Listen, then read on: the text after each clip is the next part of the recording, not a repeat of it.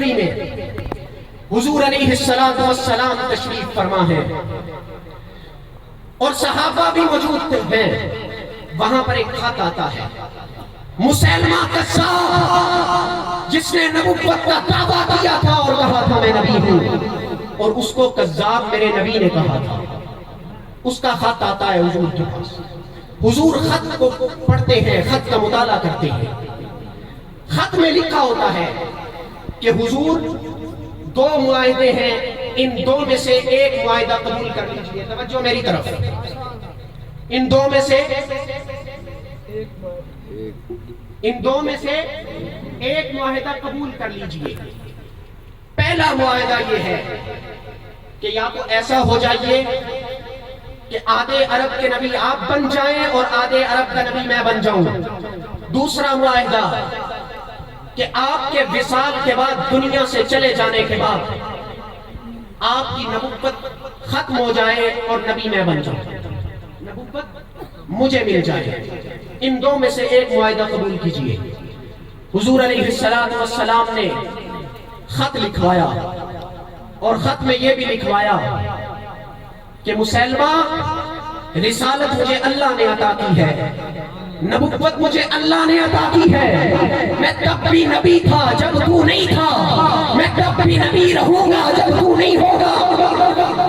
نبوت میری ہمیشہ کے لیے ہے اور میں ہمیشہ کے لیے آخری نبی رہوں گا، لیکن تو کذاب ہے. حضور علیہ السلام نے خط لکھوایا. اب خط لکھوانے کے بعد حضور نے خط کو اٹھایا اور کہا، صحابہ کی مجلس میں بیٹھے صحابہ سے کہا کہ کون اس خط کو لے کر مسیلمہ کے دربار میں جائے گا. بڑا بازوق واقعہ ہے انقلابیوں کے لیے کہ یہ خط لے کر کون مسیلمہ کے دربار میں جائے گا. وہاں ایک صحابی بیٹھے ہیں، نام حضرت حبیب بن زید ہے، انصار صحابہ میں شامل ہے. مکہ کی گلیوں میں سر پر ٹوکرا رکھ کر کھجوریں بیچا کرتے تھے. ایک مزدور انسان تھے، کھڑے ہوئے کھجوریں چباتے ہوئے کھڑے ہوئے، کہا حضور میں جاؤں گا.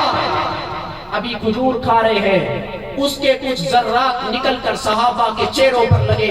صحابہ نے کہا حبیب پہلے کھجور کھا لیتے پھر کھڑے ہو جاتے. حضرت حبیب بن زید نے کہا میں کھڑا اس لیے جلدی ہوا ہوں کہیں کسی اور کی باری نہ لگ جاتی، میں جانا چاہتا ہوں. حضور نے کہا جرأت سے جانا ہے، غیرت سے جانا ہے. صحابہ کہتے ہیں حضرت ایسے نکلے جیسے کوئی جرنیل نکلتا ہے. گھوڑا لیا، نیزہ لیا اور جا کر مسیلمہ کے دربار میں نیزے کو گاڑ دیا اور تخت شاہی پہ بیٹھا مسیلمہ پھٹک کے رہ گیا اور آواز لگا کے بولا کون آیا ہے؟ حضرت حبیب بن زید نے کہا اے ظالم، تو ہمیں نہیں جانتا، ہم سے پوچھتا ہے. ہمارے تو چہرے بتاتے ہیں کہ ہم محمد عربی کے صحابی ہیں. کہا کس لیے آئے ہو؟ حضرت نے کہا یہ خط لے کر آیا ہوں. خط دیا، تکبر تھا، غرور تھا. خط دربان نے پڑھا. جب دربان خط پڑھ رہا تھا نا تو پڑھتے پڑھتے جب وہ اس لفظ پہ پہنچا کہ تیرے نبی نے مجھے کذاب کہا ہے، وقت کا بادشاہ ہے اور مجھے کذاب کہا ہے، تو حضرت حبیب بن زید کی آنکھوں میں آنکھیں ڈال کر کہا تیرا نبی مجھے کذاب کہتا ہے، تیرا کیا خیال ہے؟ حضرت حبیب بن زید نے فخر سے کہا میرا بھی وہی خیال ہے جو میرے نبی کا خیال ہے. تلوار اٹھائی تلوار اور بازو کو کاٹ دیا. یہ جنگ یمامہ جو حضرت ابو بکر صدیق رضی اللہ تعالیٰ عنہ کی ابتدا میں ہوئی تھی، جس جنگ میں 1200 صحابہ شہید ہوئے تھے ختم نبوت کے عقیدے پر، یہ اس جنگ یمامہ کے پہلے صحابی کا نام ہے حضرت حبیب بن زید. نام بھی یاد رکھ لیں. بازو کٹی پھر تلوار اٹھائی. کہا تو جانتا نہیں ہے تیرے پیچھے میرے غلام میرے دربان تلواریں لے کر کھڑے ہیں، وہ تجھے نوچ ڈالیں گے، وہ تجھے کاٹ ڈالیں گے، پیچھے مڑ کے دیکھ. حضرت حبیب بن زید نے کہا اے ظالم تو بڑا بے وقوف ہے. جب میں دربار پیغمبر سے نکلا تھا مجھے پتا تھا میں جان سے چلا جاؤں گا.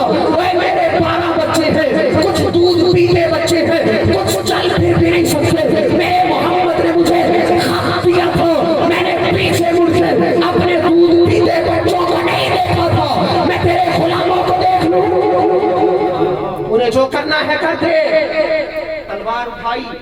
دوسرا بازو بھی کاٹ دیا. پھر تلوار اٹھائی, کہا اب تیرا کیا خیال ہے؟ حضرت حبیب بن زید نے کہا اے ظالم, تو جانتا نہیں ہے, تو بڑا بے وقوف ہے. ہم تو وہ لوگ ہیں جو بدر میں نہیں بھاگے تھے, احد میں نہیں بھاگے تھے, خندق میں نہیں بھاگے تھے, حنین میں نہیں بھاگے تھے. آج تیری تلوار سے میں ڈر کر محمد عربی کا کلمہ چھوڑ دوں. تو نے جو کرنا ہے کر لے. تلوار اٹھائی اور تلوار گردن پہ رکھی. اب ذرا گہرائی پر غور کرنا.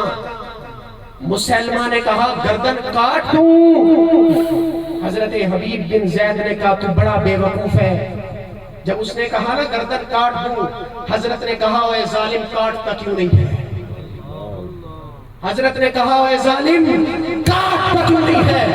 گردن کٹی اور خون بہا. دربار رسالت میں حضور علیہ السلام کو پتا چلا, حضور کی آنکھوں میں آنسو آئے. صحابہ نے پوچھا کیا ہوا ہے؟ کہا میرا حبیب شہید ہو گیا ہے, جنت کے دروازے کھول دیے گئے ہیں. یہ وہ صحابہ تھے. آج لوگ صحابہ پر بکواسات کرتے ہیں. میرے نبی کو اللہ نے انقلاب پیغمبر بنا کے بھیجا, خاتم النبیین بنا کے بھیجا. میرے نبی کو جب اللہ نے خاتم النبیین بنا دیا, اسلام کو مکمل کر دیا, شریعت کو مکمل کر دیا, طریقت کو تصوف و تبلیغ کو مکمل کر دیا, تو قرآن میں یہ اعلان کیا اليوم اکملت لکم دینکم واتممت علیکم نعمتی ورضیت لکم الاسلام دینا, کہ تمہارے لیے تمہارے دین کو مکمل کر دیا گیا ہے, اسلام کو, شریعت کو, تبلیغ کو, تصوف کو مکمل کر دیا گیا ہے. جب سارے کے سارے اسلام کو مکمل کر دیا گیا, اب ضرورت اس بات کی تھی کوئی تو ہونا چاہیے جو اتنا بڑا مذہب ہے اسلام کی چوکی داری کرے. کوئی چوکی دار ہونا چاہیے, کوئی پہرے دار ہونا چاہیے جو اسلام کی پہرے داری کرے. ربا وہ کون سے لوگ ہوں گے کہ کافر جدھر سے بھی آئے, منافق جدھر سے بھی آئے, بے ایمان جدھر سے بھی آئے, کمینہ جدھر سے بھی آئے, ان کے سامنے صفے سکندری بن کر کھڑے ہو جائیں. کوئی چور آئے, چچا آئے, ڈاکو آئے, لٹیرا آئے, بے ایمان آئے, بدگماش آئے, اسلام پہ حملہ کرنا چاہے, شریعت پہ حملہ کرنا چاہے, دین اسلام میں صحابہ اور اہل بیت کے درمیان رشتہ داریوں کو خلط ملت کرنا چاہے, ارے کوئی تو ایسا بندہ ہونا چاہیے نا جو ان کے سامنے صفے سکندری بن جائے. ربا وہ کون سے لوگ ہوں گے جو اطاعت بن جائے, عبادت بن جائے, تصوف بن جائے, تبلیغ بن جائے. وہ کون سے لوگ ہوں گے جنہیں دیکھ کر اللہ اور اللہ کا رسول یاد آ جائے. وہ کون سے لوگ ہوں گے جنہیں دیکھ کر نمازیں یاد آ جائے, تہجد یاد آ جائے, نوافل یاد آ جائے, تلواریں یاد آ جائے. وہ کون سے لوگ ہوں گے؟ میرا اسماعیل خان کے لوگ ذرا بیداری سے اس بات کو سنیے گا. 1450 سال کا عرصہ گزر گیا ہے, لوگ بھی موجود ہے. دنیا کو یہ بتانا چاہتا ہوں کہ 1450 سال کا عرصہ گزر جانے کے بعد زمانے بدل گئے ہیں, زمانے بدل گئی ہیں, قومیں بدل گئی ہیں, لوگ بدل گئے ہیں, افکار بدل گئے ہیں, ادوار بدل گئے ہیں, طریقے بدل گئے ہیں, دنیا کا نظام بدل چکا ہے. لیکن سوال کرنے والا سوال کرتا ہے کہ جناب والا دنیا کی ہر چیز بدل چکی ہے, لیکن اسلام کیوں نہیں بدلا, شریعت کیوں نہیں بدلی؟ آج بھی 1450 سال کا عرصہ گزر جانے کے بعد اسلام نہیں بدلا, قرآن نہیں بدلا, کلمہ نہیں بدلا, اسی طرح نوان آج بھی محفوظ ہے. تو اس کا جواب بھی سنیے. اس کی حفاظت کسی چور و چکے نے نہیں کی, اس کی حفاظت کسی لٹیرے ڈاکو نے نہیں کی, بلکہ میں تاریخ کو نکال کے دیکھتا ہوں, نہ حدیث کے